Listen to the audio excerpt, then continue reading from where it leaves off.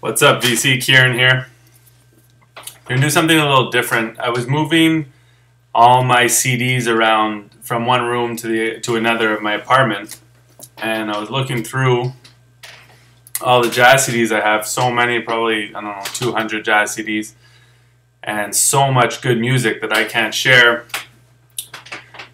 on vinyl. I don't have it on vinyl. I can't experience it on vinyl. So I figured, why not make a little video or a series of videos on albums that I have on CD that I'd love to have on vinyl. So I kind of split up my CD collection, put some away in the other room and kept some here by my computer, put them in piles, and thought I'd show you some jazz CDs. This is when I first started getting into jazz. I was probably 21 years old and started slowly, bought a couple. I think my first one was Coltrane, My Favorite Things, or no, it might have been Giant Steps. Those were the first two, and then I got a Monk album, probably Kind of Blue. Then I got addicted and just started buying tons and tons. And part of me wishes I had gotten into vinyl then instead of CDs, but there's a lot of pros to having all the music on CD. One, I have it all digitally, so I can listen to it wherever, whenever, which is incredibly convenient. But also, a lot of these I wouldn't have been able to get the originals of, and even today I can't. I would have had to buy the reissues. And also, what's nice, most of them, not most of them, I would say most of them are Blue Notes, and you have all the original liner notes as well as additional liner notes, and they're quite extensive liner notes, as well as additional photography for each one on the Rudy Van Gelder remasters. So that's a nice little perk as well. So I have 10 CDs here, and hopefully you guys can discover some new stuff. A lot of these I haven't listened to in a long time because I've been listening more to my records. So I'm not going to talk too much about each album, but they're all albums that I love from the late 50s to probably the mid to late 60s is the bulk of my jazz collection of when it's from. So I'm going to start, and it's no particular order. It's not like a top 10 because I have tons, so I just picked 10, and I'll do another one of these if there's some good response. And if you guys have comments on the album, I'd love to hear what you have to say.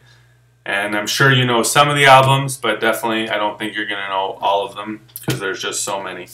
So first one that I picked out, or that I'm going to show you guys, is McCoy Tyner, The Real McCoy.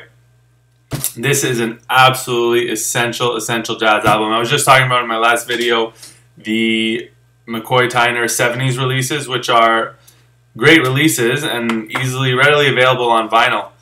But this, if you're going to start with a McCoy Tyner album, start with this one, The Real McCoy. This is just some beautiful, beautiful music. And you have Joe Henderson on here, which I've been on a Joe Henderson kick recently, trying to pick up everything I can by Joe Henderson or featuring Joe Henderson.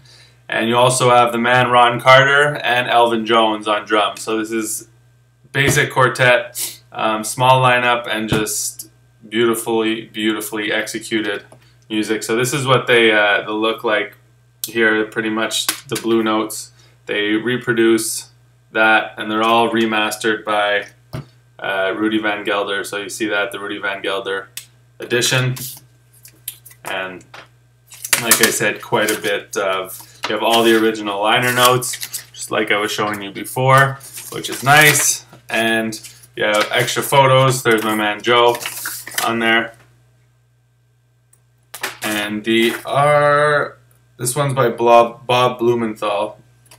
Anyway, and who wrote the original? Nat Henoff, of course. Okay, next one. Off to the Races, Donald Byrd. Let's take this out to reduce some glare here. Off to the Races, Donald Byrd. Oh, sorry, the McCoy Tyner I wanted to say was from '67, so that's a bit of a later one. This is an earlier album, Donald Byrd, Off to the Races. This is from '58. And this is starting to show some elements of some soulful, funky jazz, which I would imagine in 58 is kind of the beginning of that, moving towards the 60s, where it was very common to do the soul jazz genre became more prominent. But this has Jackie McLean on it, as well as Jackie McLean on alto sax, Pepper Adams on baritone sax, Wynton Kelly on piano, Sam Jones on bass, and Art Taylor on drums. The really funky one on here is called Sud-West Funk du Sud-West. So that's what that one looks like. And same thing, this one's done not in a pull-out, but you have extra liner notes and photos. Beautifully done. Next one, an artist that I know less about, and this is the only lead album I have of his that he led. I don't know if he led others, but it's Gratian Moncure III. It's Evolution. And this has one of my favorite jazz artists on it, Lee Morgan. And this is also a later one. Oh no, it's not. I lied. It's from '63, so middle of the road, I would say. And it also has Jackie McLean, Bobby Hutcherson, Bob Crenshaw on bass, Tony Williams on drums. So this is a killer lineup on here. And this is not of the soul jazz genre. This is definitely kind of starting to explore more. And it's not getting anywhere near free or anything, but if you look at the first Air Raid and the title track Evolution, you know, they're 9-minute, 12-minute, 11-minute songs, and this is definitely one to check out. Evolution, Gratian Moncure III. I'm not sure if I'm saying that right. Next one, definitely in the soulful jazz realm, is Tina Brooks, True Blue. You got Freddie Hubbard on trumpet, Tina Brooks on tenor sax, and Tina is not a woman, it's a man. It comes from a nickname of, I can't remember his first name, but it's, I think they used to call him Teeny, and then somehow it became Tina. I was reading that. You have Duke Jordan on piano, Sam Jones on bass, and Art Taylor on drums. So this is a good one, too, if you like the soulful jazz type of stuff. Good old soul. True Blue, if you look at the title tracks, you know it's going to be soulful.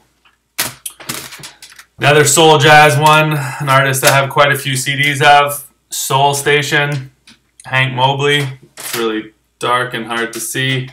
The dark cover. There you go. Love that cover. Love the Blue Note artwork. It just drew me in, which is why I have so many of these Blue Note releases on CD.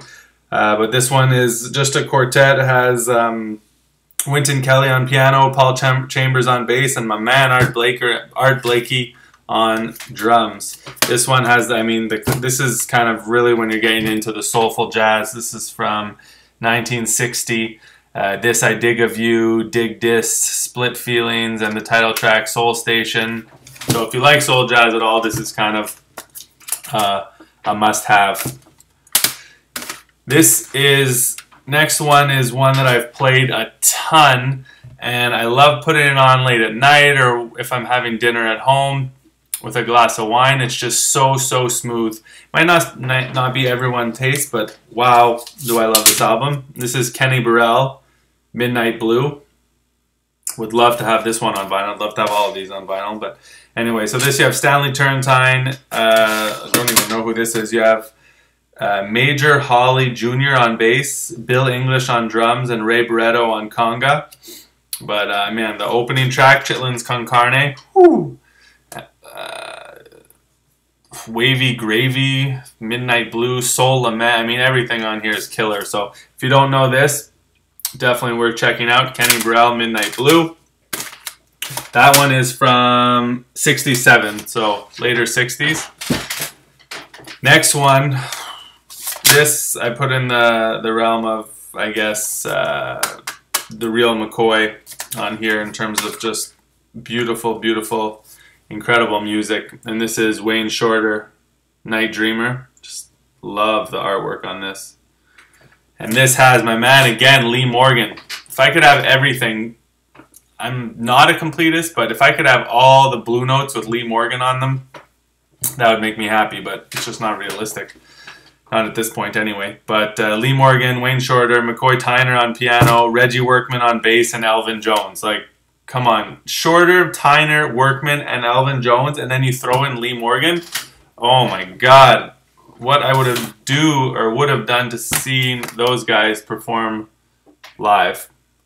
Anyway, so also what doing these videos is going to allow me to do is revisit some of these albums, listen to them some more, maybe read the liner notes. I'm sure I have not read all of these since I have so many, and I remember when I would go shopping, I would go in and buy 10 at a time. I would come out, you know, they were cheap. Sometimes I get them new for $10 or something. Next one is one I've spoken about before because it eluded me. I had it in my hands, put it down, came back for it, and I had to watch somebody buy it the next day, even though I showed up right when the store was opening almost.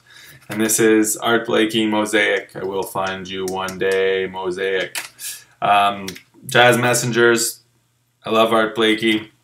One of the first jazz artists that I kind of really got into was Art Blakey and the Jazz Messengers, and through that I discovered Lee Morgan, and I mean so many great jazz artists made their way through the Jazz Messengers over the years. But this version of the Jazz Messengers on Mosaic is Freddie Hubbard on trumpet, Curtis Fuller on trombone, Wayne Shorter on tenor sax, Cedar Walton on piano, Jaime Merritt, I'm not really sure, it's probably Jimmy Merritt on bass, and of course Art Blakey on drums. Just some heavy music, heavy hitting stuff. And that one is so many albums. I don't know what just started playing. This one's from 1960. Then next up we have from 1966 Bobby Hutcherson, Happening. So little reflection, see? And beautiful lineup here as well, and beautiful music. I love the artwork on this as well. And this one you have Herbie Hancock on piano, Bob Crenshaw on bass, and Joe Chambers. And they do a version of Maiden Voyage on here as well by Herbie Hancock. And speaking of that, I don't even think I really planned it.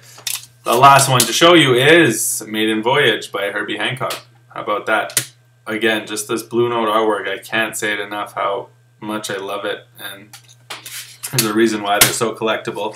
So this is an absolute classic Herbie Hancock album, one of his earlier ones from '65, so early compared to when you're talking about all his '70s stuff. Computer's bugging out here. So yeah, definitely if you don't know this one, if you know maybe some of his '70s stuff, this is definitely something to check out. And you have Freddie Hubbard on trumpet, George Coleman on tenor sax, of course Herbie Hancock on piano, Ron Carter on bass, and Tony Williams on drums. So that's it for my first edition of jazz albums / CDs that I own, that I'd love to own on vinyl. But I'm very happy to have them, and I will continue to listen to them. Often what I'll do is when I'm cooking, I'll throw on some music digitally, some jazz digitally, since it's not so convenient to be flipping the record every so often while you're cooking. But what I'm going to try to do is put together a playlist of these albums, maybe a song from each, and see if I can get it uploaded somehow so you guys can get it. Not sure about that, but I'll see what I can do, and if I can, I'll let you guys know, so you can check out some of the music from these incredible albums if you don't know it. And if you do, then maybe just something to revisit. So that's it. Episode 1. Peace. So I did make a playlist like I was just talking about. I'm uploading it to the blog, NeedleGroove.com. You'll find it there. I'll put the link in the description down below of this video. The playlist contains one song from each of the albums I just talked about. So it's a good listen. It's around an hour, just over an hour. Mix of different stuff, good tracks, good jazz. So let me know what you think. Give it a listen. Take care, guys.